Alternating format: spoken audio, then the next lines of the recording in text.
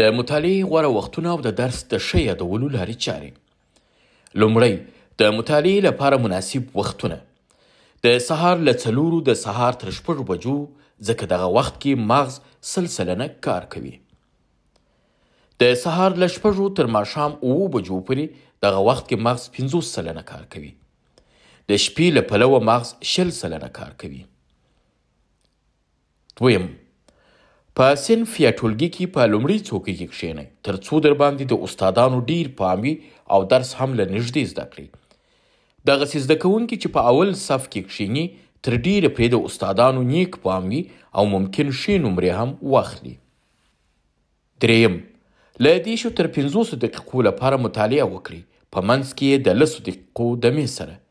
که داسې مو وکړل نو درس به مو په مغزو کې ښه کښېني. څلورم، که چیرته غواړئ چې یو لغت یا هیر سوی شی مراعات کړئ، نو د لاس پنجه مو موټی یعنې سره راټول او کلک کړئ. په دې سره مغز لا ډیر فعال کیږي او دا فعالېدل حافظه تقویه کوي چې په پایله کې به هر څه ښه او ژر رایاد کړئ. پنځم، پر یوه وخت کې په یوه کار تمرکز وکړئ. کله چې مطالعه کوئ نو ښه ده چې نور کارونه لکه تلویزیون لیدل، موسیقي اوریدل او خبرې کول پرېږدئ. همدارنګه ذهن مو هم یوازې پر لوست متمرکز کړئ او نور سوچونه بل وخت ته پرېږدئ. شپږم، په ټولو ټولنیزو رسنیو کې له مزاحمت کوونکو کارونو ځان وساتئ. ډیر زیات یې هم مه استعمالوئ، یوازې په خپله اندازه او هغه هم د زده کړې، ساعتیري او اړتیا لپاره. اووم، کله چې امتحان ته ځئ یا پارچې ته کښېنئ، مثبت ذهن سره ورسئ او کښېنئ.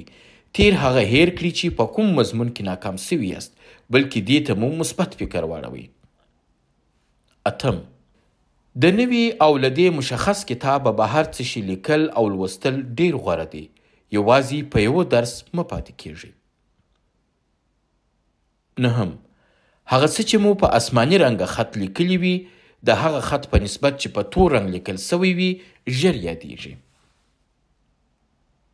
لسم، کله چې په یو مشخص کتاب کې مطالعه کوئ، داسې فرض کړئ چې تاسې به د دې مواد وروسته تدریس کوئ. دا کار د دې لامل کیږي چې لا ډیره پاملرنه وکړئ.